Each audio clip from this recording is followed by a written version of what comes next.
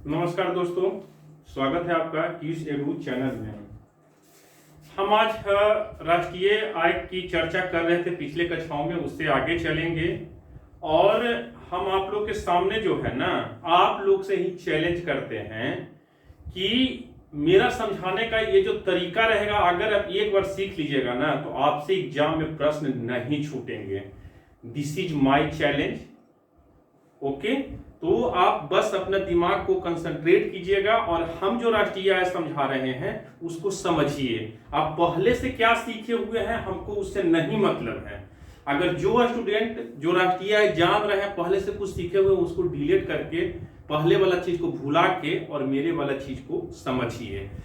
तो जो स्टूडेंट इस वीडियो को देख रहे हैं, थोड़ा सा कोरिलेट करने में आपको आसानी होगा। आप पिछला वीडियो हमारा प्लेलिस्ट में जाके भारतीय अर्थव्यवस्था का आप देख लीजिए। तो आगे चलते हैं। तो राष्ट्रीय आय मतलब नेशनल इनकम। तो नेशनल इनकम में सबसे पहला टर्म होता है आपका सकल घरेलू उत्पाद, जिसको अंग्रेजी में कहते हैं ग्रॉस डोमेस्टिक प्रोडक्ट। अब इसका डिफिनेशन है क्या, डिफिनेशन पढ़ लेते हैं कि किसी एक वित्तीय वर्ष में किसी भी देश के घरेलू सीमा के भीतर उत्पादित समस्त अंतिम वस्तु और सेवाओं के मौद्रिक मूल्य को उस देश का जीडीपी कहते हैं। तो इस डिफिनेशन में 3-4 को टर्म आपको नहीं समझ में आएगा। जैसे घरेलू सीमा क्या होता है भाई, तो आपको हम पिछली कक्षाओं में बताए थे कि जो घरेलू सीमा होता है वो भौगोलिक सीमा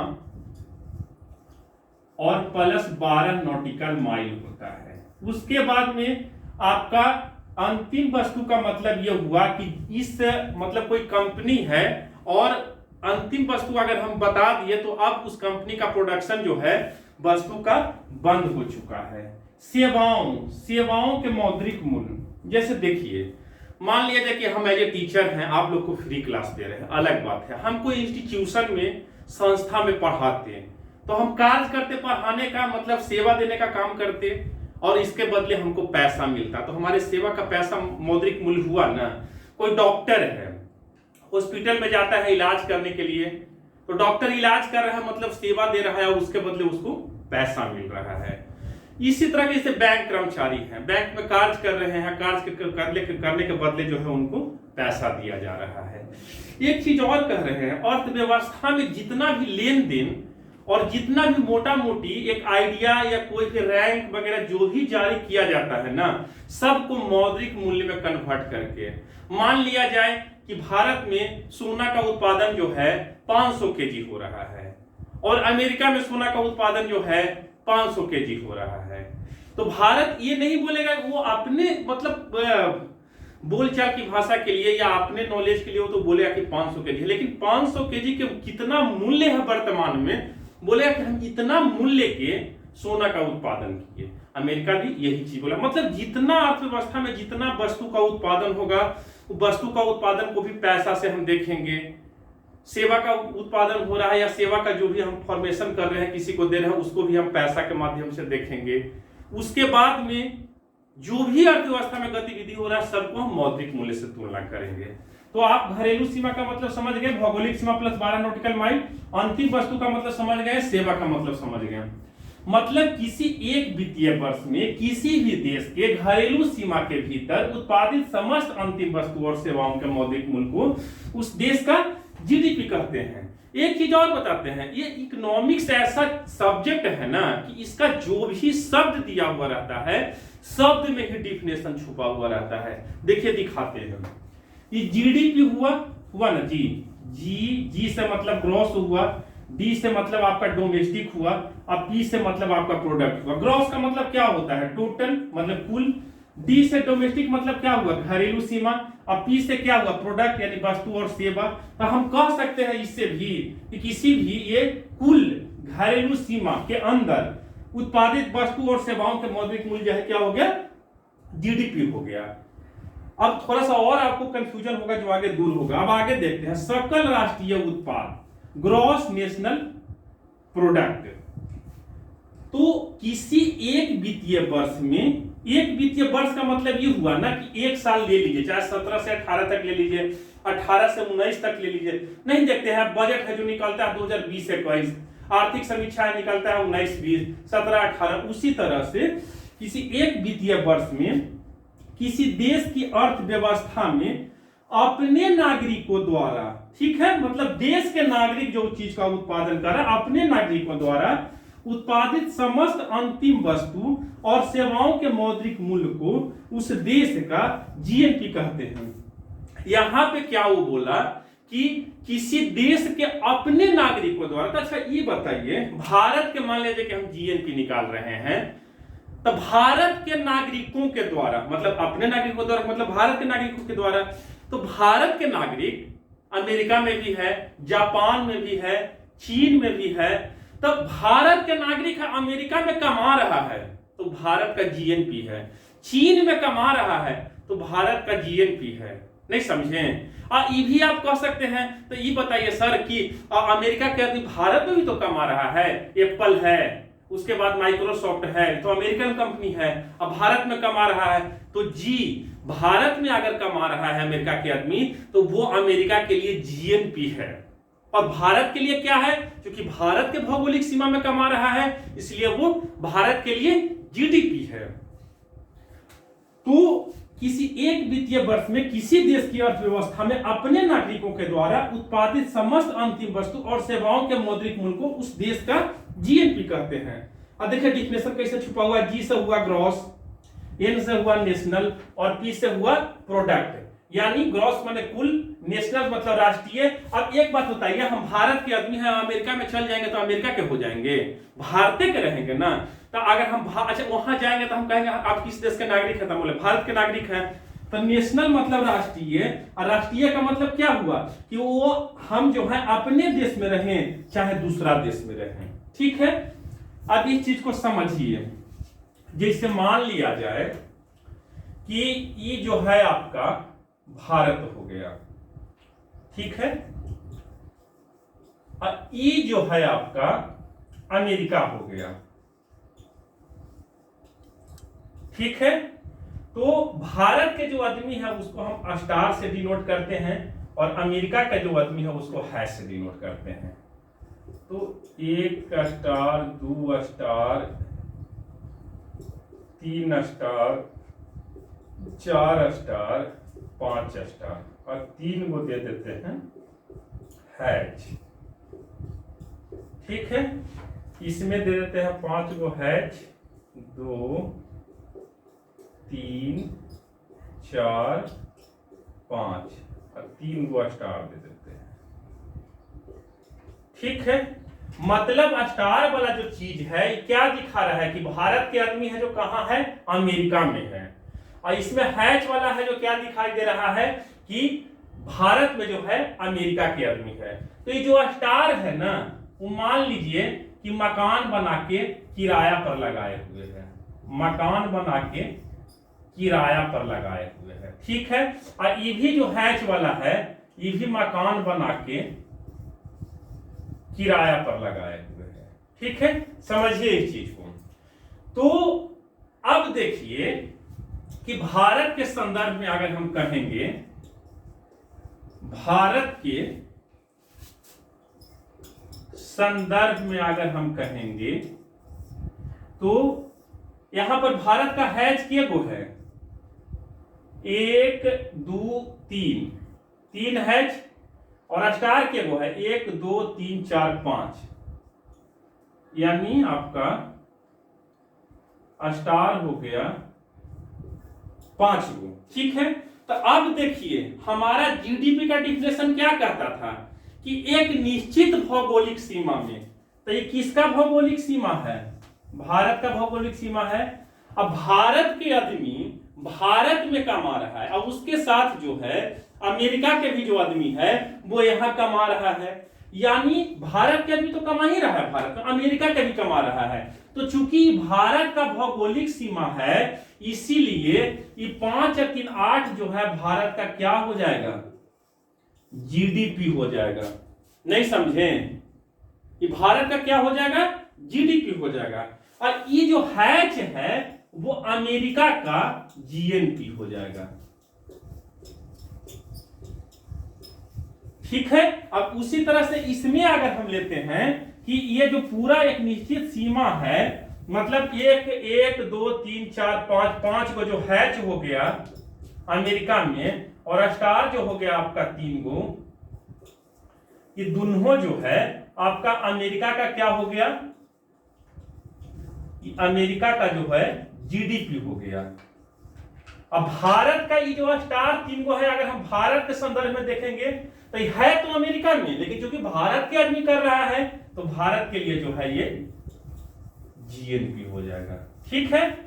अब आपको जीडीपी समझ में आ गया होगा और जीएनपी समझ में आया होगा। नहीं अगर समझे हैं तो हमें कमेंट कीजिएगा, हम आपको बढ़िया से फिर से समझा देंगे। ठीक है। तो अब देखिए सवाल उठता है कि अब इस पर फॉर्मूला है जो आपको हम अंतिम में बताएंगे। ठीक है। तो जीडीपी समझ गए, जीएनपी में समझ गए। अब एक चीज और ध्यान से समझिए कि एक बंद अर्थव्यवस्था, बंद अर्थव्यवस्था का मतलब क्या होता है कि उस देश के आयात और निर्यात जो है शून्य होता है। हमारा प्लेलिस्ट देखिए जाके, उसमें बताए हैं। तो एक बंद अर्थव्यवस्था वाले देश का जीडीपी और जीएनपी हमेशा बराबर होता है। सही बात है भाई। अगर उस देश का अर्थव्यवस्था बंद है मतलब उस देश में कोई आदमी जाएगा काम करने के लिए। जैसे भारत का अर्थव्यवस्था मान लिया जाए ना कि उत्तरी कोरिया का अर्थव्यवस्था है, तो उत्तरी कोरिया का अर्थव्यवस्था कैसा है, बंद अर्थव्यवस्था है। तो भारत के आदमी सुने कि वहां जाके काम करता है। अब भारत में सुने कि उत्तरी कोरिया का आदमी आके काम करता है, तो उत्तरी कोरिया का जो जीडीपी आएगा, तो चूंकि उत्तरी कोरिया के भौगोलिक सीमा में जितना उत्पादित वस्तु है वो उसका जीडीपी हो गया। और उत्तरी कोरिया के नागरिकों के द्वारा उत्पादित वस्तु है तो वही तक भौगोलिक सीमा के अंदर ही होगा, क्योंकि वो लोग बाहर जा नहीं रहे हैं। तो एक बंद अर्थव्यवस्था वाले देश का जीडीपी और जीएनपी जो है हमेशा क्या होता है, बराबर होता है। दूसरा, जीडीपी से किसी देश की उत्पादन क्षमता को मापा जाता है। कैसे मापा जाता है कि एक भौगोलिक सीमा में है।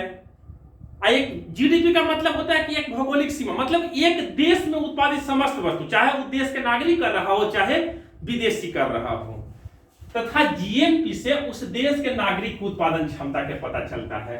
मतलब जीडीपी से किसी देश की उत्पादन क्षमता के मतलब पता चलता है, और जीएनपी का मतलब क्या हुआ कि देश के नागरिक के द्वारा, और देश के नागरिक के द्वारा उत्पादन चाहे अपने देश में हो रहा हो चाहे दूसरे देश में हो रहा हो। तो जीडीपी से किसी देश का उत्पादन क्षमता का पता चलता है, और जीएनपी से जो है उस देश के नागरिक की उत्पादन क्षमता का पता चलता है। तो आप जीएनपी जीडीपी समझ गए। अब एक टर्म समझिए, मूल्यह्रास। मूल्यह्रास मतलब हुआ डिप्रिसिएशन। तो उत्पादन प्रक्रिया के दौरान जो पूंजीगत वस्तुएं लगी होती है उसमें घिसावट होती है, या उसमें रख रखाव के दौरान जो घिसावट होती है वही मूल्यह्रास है। कहने का मतलब हुआ, मोटरसाइकिल आप चलाते हैं तो 1 साल चलाइएगा तो उसका पार्ट पुर्जा जो है घिसेगा, तो मोटरसाइकिल का वैल्यू कम हो जाएगा। तो उसी तरह कंपनी में जो मशीन लगा हुआ है वो काम 1 साल तक के करेगा, तो उसका पार्ट पुर्जा घिसेगा कि नहीं घिसेगा। मतलब वो पूंजी, जैसे मान लिया कि 5 लाख की मशीन हम खरीदे थे और 1 साल उससे हम कंपनी में काम किए, तो मशीन 5 लाख के रहेगा। मशीन के घिसावट के कारण है उसका जो मूल्य कम हो जाएगा, वही होता है मूल्यह्रास। और जैसे एक चीज और मूल्यह्रास देखिए, जैसे मान लीजिए कि 5 किलो आप आम खरीदें और घरे लावे में चुरा चरा के जो है 1 किलो आम आपका बर्बाद हो गया, मतलब उसका मूल्यह्रास हुआ। तो अब जो है अगर आप आम बेचिएगा तो 1 किलो आम बिकेगा नहीं, बिकेगा ना, तो उसका रेट आप किस में ऐड कीजिएगा, 4 किलो वाला में ऐड कीजिएगा। तो मतलब मूल्य घिसावट मतलब रख रखाव के कारण वस्तु खराब हो जाए या मशीन में घिसावट हो जाए, वही होता है मूल्यह्रास। इस मूल्यह्रास को जो है पूंजी की घिसावट, पूंजी ह्रास या घिसावट व्यय, पूंजी अवमूल्यन, पूंजी उपभोग आदि के नाम से जाना जाता है। अब एक बात बताइए, किसी देश की अर्थव्यवस्था है और उस अर्थव्यवस्था का जीडीपी निकला और जीडीपी में मूल्यह्रास को हम क्या कर देंगे, घटा देंगे। तो जहां पर मूल्यह्रास घटता है ना तो नेट आ जाता है, मतलब शुद्ध, जिसमें घट जाए।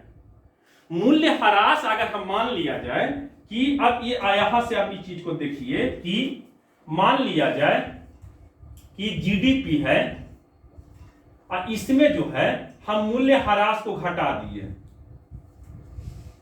ठीक है ना, मूल्य ह्रास को घटा दिए, तो ये हमारा जो है एनडीपी निकल गया। एनडीपी का मतलब होता है नेट डोमेस्टिक प्रोडक्ट, मतलब शुद्ध घरेलू उत्पाद। अब एक चीज और, जीएनपी मान लिया जाए कि हमारा निकला हुआ है, और जीएनपी में जो है ना, ये डिफिनेशन को जो है आप याद रखिएगा, ये परीक्षा में पूछा जाता है कि जीडीपी माइनस मूल्य ह्रास बराबर क्या होता है, तो एनडीपी होता है। और जीएनपी में अगर मान लिया जाए कि मूल्य ह्रास को घटा दीजिए, तो वो आपका निकल जाएगा एनएनपी। एनएनपी का मतलब आपका हो गया net national product. Net national product का मतलब हो गया शुद्ध राष्ट्रीय उत्पाद। अब एक चीज आपको हम जीडीपी तो अभी समझा दिए थे और जीएनपी समझा दिए थे, लेकिन एक चीज आपको हम छोड़ दिए थे, फॉर्मूला। तो मान लिया जाए कि आपको जीडीपी पता है। जीडीपी का मतलब क्या होता है कि किसी एक भौगोलिक सीमा में उत्पादित समस्त वस्तु का, समस्त अंतिम वस्तु और सेवाओं के मौद्रिक मूल्य को कहते हैं हम जीडीपी। और जीएनपी का मतलब क्या कहते हैं? जीएनपी का मतलब कहते हैं कि किसी एक वित्तीय वर्ष में किसी देश के नागरिक के द्वारा समस्त अंतिम उत्पादित वस्तु और सेवाओं के मौद्रिक मूल्य को जीएनपी कहते हैं। तो चाहे वो देश का नागरिक अपने देश में वस्तुओं का उत्पादन कर रहा हो या किसी दूसरे देश में वस्तुओं का उत्पादन कर रहा हो। तो अगर हम जीडीपी हमको पता है, जीडीपी हमको पता है, तो जीएनपी नहीं निकाल देंगे? जीडीपी अगर हमको पता है तो जीएनपी निकाल देंगे। जीएनपी कैसे निकालेंगे? जीएनपी बराबर क्या हो जाएगा? जीडीपी हमको पता है, तो हमारे देश में, हमारे देश के नागरिक तो काम कर ही रहे होंगे ना। इसके साथ हमारे देश के अलावा भी तो कहीं दूसरे जगह जाकर नागरिक काम कर रहे होंगे। हमारे देश में किसी अन्य देश के नागरिक भी तो काम कर रहे होंगे। तो जीडीपी में अगर हम विदेशियों के जो उत्पादित वस्तु है उसको घटा दें और हमारे देश के आदमी बाहर में जाके जो काम कर रहे हैं उसको जोड़ दें, तो हमारा देश का जीएनपी निकल जाएगा ना। तो निकाल देते हैं, यानी जीडीपी में हम घटा देते हैं अपने देश में, अपने देश में, ये टर्म अच्छा नहीं लग रहा है, अब यहां लिख देते हैं, जीडीपी में घटा देते हैं विदेशी नागरिक को, घटा दिए और जोड़ दिए देश के नागरिक विदेश में। तो ये हमारा क्या निकल गया? जीएनपी निकल गया। तो मान लिया जाए कि हम इसको मान लेते हैं x और इसको मान लेते हैं m। अब इसको बढ़िया से हम कर देते हैं। यहां पर x का मतलब ये हुआ कि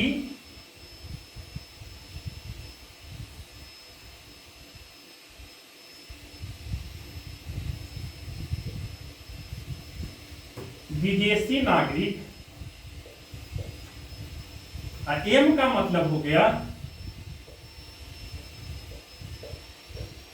देश के नागरिक जो विदेश में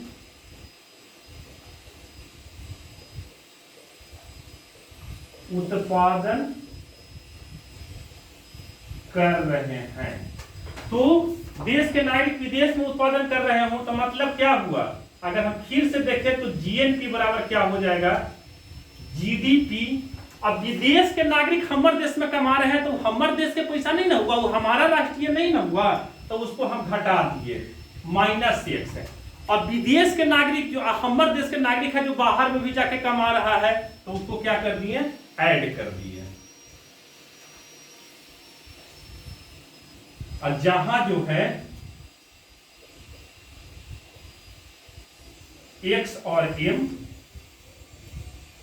आपका ये हो गया, ठीक है। तो हम लोग मूल्यह्रास देख लिए, जीडीपी देख लिए, जीएनपी देख लिए, एनएनपी देख लिए, एनडीपी देख लिए। आपको समझने में दिक्कत होगा तो कमेंट बॉक्स कीजिएगा, कमेंट बॉक्स में कमेंट कीजिएगा, हम आपको जवाब देंगे। अब इसके बाद अगले कक्षा में भारत का राष्ट्रीय आय कैसे निकाला जाता है, राष्ट्रीय आय 2 स्तर पर निकाला जाता है, बाजार मूल्य पर और साधन लागत मूल्य पर, तो उसके बारे में चर्चा करेंगे। तो मिलते हैं अगले वीडियो में। नमस्ते, जय हिंद।